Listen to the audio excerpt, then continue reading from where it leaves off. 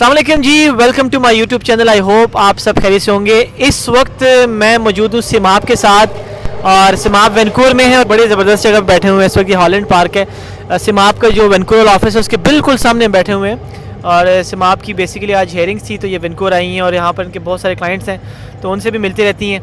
तो आज हम जिस टॉपिक पे हम बात करना चाहते हैं वो टॉपिक है कि आप जब कनाडा आते हैं तो आपने क्या क्या तैयारी करके आनी है, अपनी इमिग्रेशन बेसिकली कैसे क्लियर करके आनी है, बैग कैसे पैक करना है, उस पर क्या क्या चीज़ों का ख्याल करना है, आपका जो होटल बुकिंग है या फिर आपका कोई रिटर्न टिकट है, ये सारी चीज़ें सिमाब हमारे साथ मौजूद हैं, RCIC plus IRB। Simab, first of all welcome to Vancouver once again और my player. It's always a pleasure to come to Vancouver and meet you. और आपके बहुत सारे यहाँ पे क्लाइंट्स होते हैं तो वो आपसे मिलने भी आते हैं। आज भी आपके ऑफिस में ठीक ठाक रश लगी थी तो इतनी बड़ी माशाल्लाह से फैमिली, सऊदी अरब से बहुत सारी फैमिलीज आती हैं यहाँ पर। बेसिकली अल्हम्दुलिल्लाह जो फैमिलीज़ है ना, चाहे वो दुबई से हैं, पाकिस्तान से हैं, सऊदी अरब से हैं, अल्हम्दुलिल्लाह वो हमारे पास ही आती हैं और अल्हम्दुलिल्लाह मैंने कोई कसर नहीं छोड़ी। यहाँ पर सबको पता है, मुझे देख रहे हैं जो यहाँ पर हैं उनके लिए अकोमोडेशन वगैरह ये सारी चीज़ें जितना मुझसे हो सकता है मैं उनके लिए करता हूँ। तो बहुत सारी फैमिलीज अभी रिसेंटली हमारे पास आई, हमने उनको यहाँ पे अकोमोडेट किया है। सिमाब के ही क्लाइंट्स हैं, मुझे देखते भी हैं, यहाँ पर आते हैं तो बड़ा अच्छा एक माहौल लगता है। ऐसे लगता ही नहीं है कि हम लोग कनाडा में, इतनी बड़ी यहाँ पे हमारी फैमिली हो चुकी है वैनकूवर में। अब तो वैनकूवर में दिल लग गया ना बहुत ज़्यादा। तो सिमाब, अच्छा जो टॉपिक है उसके ऊपर हम चलते हैं। जी आजकल क्योंकि लोग ना नेगेटिव वीडियोस बहुत ज़्यादा बनाते हैं, कुछ लोगों को इतनी चीज़ों का आइडिया होता ही नहीं है, बस घर में बैठ के उठ के आते हैं अपने रूम से और कैमरा निकाल के और कुछ भी बोलते हैं, लोगों को डराते रहते हैं। मैं बड़ा पॉजिटिव बंदा हूँ कि मैंने हमेशा पॉजिटिव बात की और मुझे पॉजिटिव चीज़ की उम्मीद रखता हूँ और पॉजिटिव होती हैं चीज़ें। मैंने कोई इतनी चीज़ें नहीं देखी कि इतने लोग डिपोर्ट होते होंगे कनाडा से या ये होता है या उनको वापस भेज दिया जाता है। अगर अपनी चीज़ें आप पूरी करके आते हैं तो मेरा नहीं ख्याल ऐसा कुछ होता है। तो सिमाब, क्या क्या तैयारी करके आने चाहिए, कैसे आना चाहिए कनाडा? आपने बहुत अच्छा टॉपिक चूज़ किया और आई थिंक कि आजकल क्योंकि समर्स हैं तो बहुत लोग फ्रीक्वेंटली कनाडा ट्रैवल करते हैं और काफ़ी रश होता है एयरपोर्ट्स पे। तो ये चीज़ें, अगर जो बातें हम कवर करेंगे, अगर इन चीज़ों का आप ख्याल रखेंगे तो आपको कोई इशू CBSA के साथ बॉर्डर पे नहीं होने वाला या एयरपोर्ट पे आपको नहीं होने वाला। सबसे पहली चीज़ जो है, आपको आपका पर्पस ऑफ ट्रैवल क्लियरली पता होना चाहिए।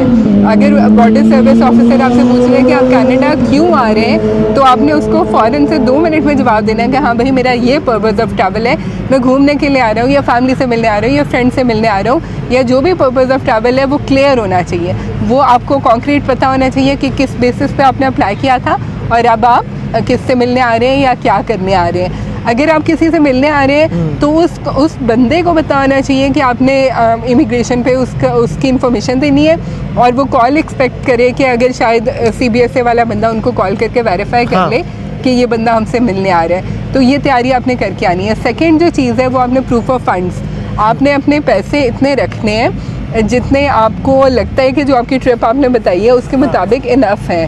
पैसे कैश अमाउंट में हो या आपके पास क्रेडिट कार्ड्स हैं, आपने अपने ट्रिप के अकॉर्डिंगली अपने फ़ंड्स को मैनेज करना है। इसके अलावा आपने, क्योंकि आप टेम्परेरीली आ रहे हैं, विज़िट वीज़ा पे आ रहे हैं, तो आपने रिटर्न टिकट लेके आनी है। क्योंकि अगर आपसे बॉर्डर सर्विस ऑफिसर पूछेगा आपने कब जाना है तो आपके पास रिटर्न टिकट होगी, आप उसको दिखाएंगे कि मैंने इस डेट को वापस जाना है, तो वो कन्विंस होगा कि हाँ भाई ये जेन्युइन विजिटर है।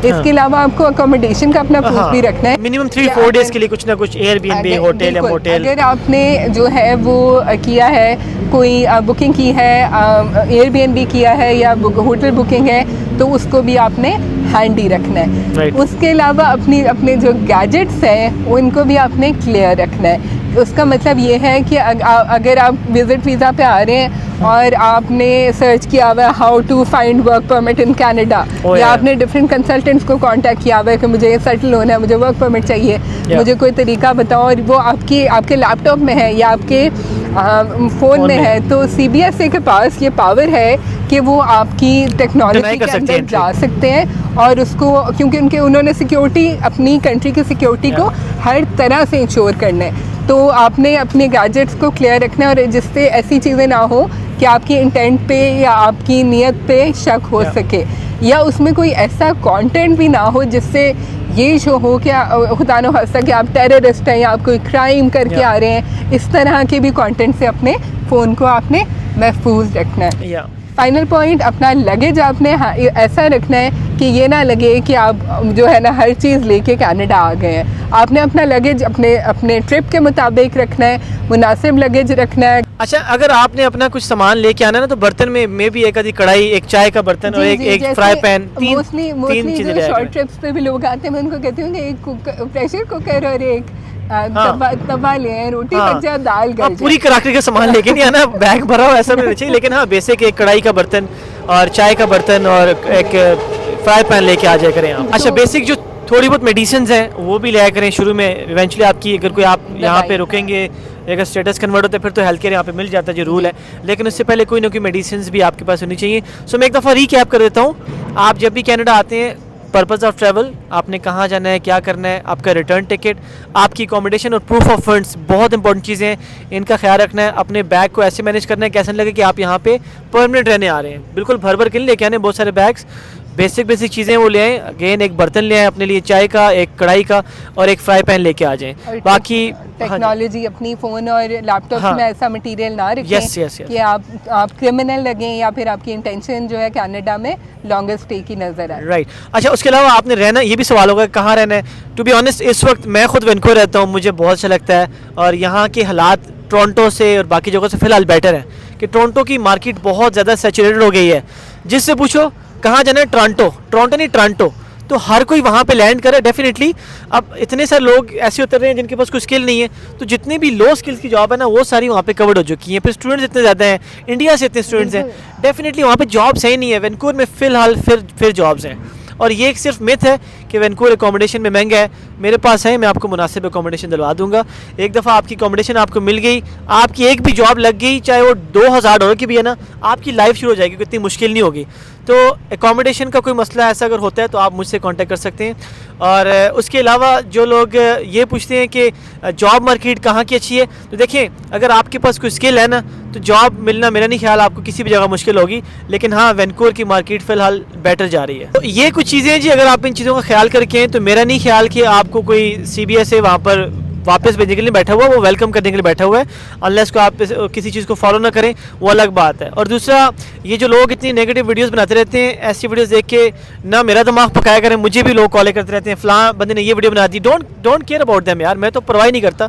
आप अपनी चीज़ें सही रखिए, मेरा नहीं ख्याल कि आपके लिए कोई इशू हो सकता है। हमारी अल्हम्दुलिल्लाह बहुत सारी फैमिलीज आती हैं पाकिस्तान से, मिडल ईस्ट से, यूरोप से बहुत सारी फैमिलीज आती हैं। हमने जब भी मैंने और सिमाप ने उनको गाइड किया है, मैंने किसी को नहीं देखा उनको वापस जाना पड़ा है। तो अगर अपनी चीज़ें ठीक रख के आएंगे, सारी चीज़ें पूरी करके आएंगे, तो इंशाल्लाह इमिग्रेशन भी क्लियर होगी। और बिल्कुल जी कनाडा आएँ, फैमिलीज़ के साथ आएँ, अच्छा लगता है तो रहें। किसी के अब्बू जी का कनाडा तो है नहीं है जो आपको मना कर रहा है, इधर रहें, कोई मसला। हम भी रहने आए यहाँ पर, हम भी रह रहे हैं, लाइफ गुजार रहे हैं। अगर आपको भी अच्छा लगता है तो आप लोग ज़रूर यहाँ पर रहने आएँ। तो Simab once again thank you so very much, आपने टाइम दिया और बड़ी वैल्यूएबल इन्फॉर्मेशन आपने हम दोनों ने मिलकर कोशिश की है लोगों तक शेयर करने की। आप अपना और अपनी पूरी फैमिली का ख्याल रखिएगा। आपसे मिलते हैं अपनी अगली वीडियो में। मेरी तरफ से एडवांस में हैप्पी कैनेडा डे। अस्सलाम वालेकुम।